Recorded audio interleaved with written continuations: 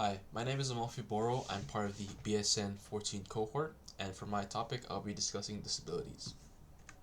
So, kind of a rundown, I'll be introducing the disability, this story of each person from the case study I used, the challenges they face, an inspiration I've learned from one of their stories, a lesson I've learned from one of their stories, how to kind of bring more awareness and to advocate for disabled individuals. I'll conclude my PowerPoint and bring in any questions that I have. So to begin with, I'd like to kind of define a disability. So by the Americans with Disabilities Act, a disability is basically a physical or mental impairment that limits one or more major life activity.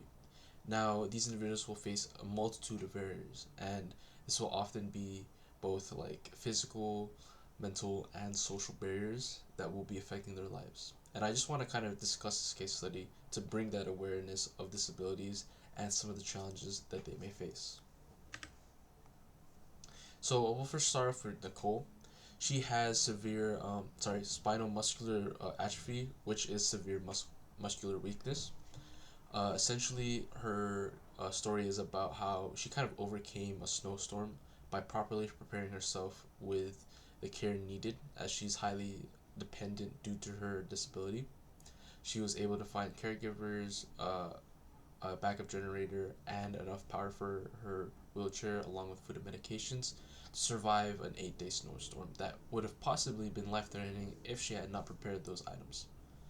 Next up is Jerry. So he's a partial paraplegic. He was a rather active person before being hit in 1976 by a truck driver. And although he is a paraplegic, he was able to live a successful life as a programmer, a program starter, and as a father of 4 children. He did face some challenges, such as people kind of assuming that he didn't need or he needed certain things as a person with disabilities, such as like a nurse assuming he didn't need an epidural for a certain procedure because he was paralyzed from the waist down. Justin, with his story, he's kind of been born with ADHD and Meniere's disease, which essentially kind of affected both his education and his hearing. So in Meniere's, there's a risk of becoming suddenly deaf. And in one case, his superior actually played a rather insensitive prank where where the superior stopped talking midway through the conversation, making Justin assume that he just lost his hearing. It wasn't until later on that he joined the CDC where he felt like he was in a work environment that was more open and accepting of his disability. Suhana's story is about actually two people, her and her sister. Her parents found that Suhana's sister had hard of hearing at an early age, and that led them to test Suhana herself if she also had hard of hearing. And with that early detection, they kind of gave her the tools needed to live her life to the fullest and to her ability. And that led her to become an epidemiologist to help other kids with hearing loss get early detection. So, with each challenge they faced, they also kind of grew past it. So, Nicole faced accessibility and dependency challenges during her snowstorm, and she grew past it by preparing herself for the upcoming snowstorm, ensuring that although, yeah, she is relying on others, she made sure that those people that are helping her are nearby to help her, and that she had the medications and food needed to live through that snowstorm. Jerry faced stereotyping bias, and people would often assume that he's had certain needs based on his disability. So he grew past this by being active, by showing that even somebody with in a wheelchair can still live an active life, and he showed that to children through his program that helped them play basketball and run through track.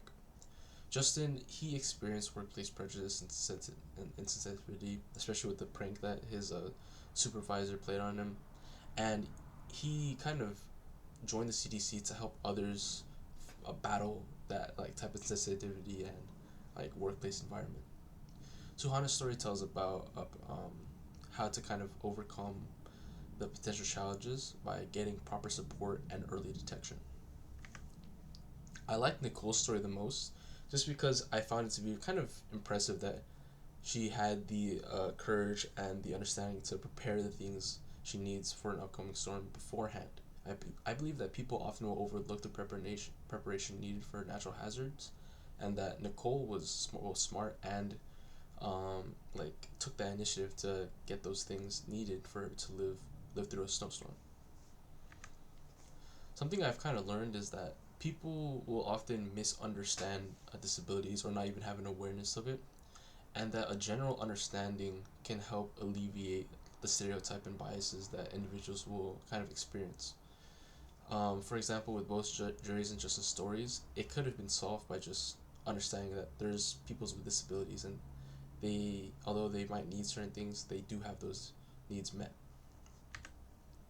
Some things that we can do to uh, kind of prevent these future experiences is to kind of bring up the education. So, making disability awareness programs, bringing education to students and employees to kind of eliminate the stereotype and biases, and bringing inclusive schools and environments to kind of support the needs of disabled individuals to like basically be on equal grounds with others.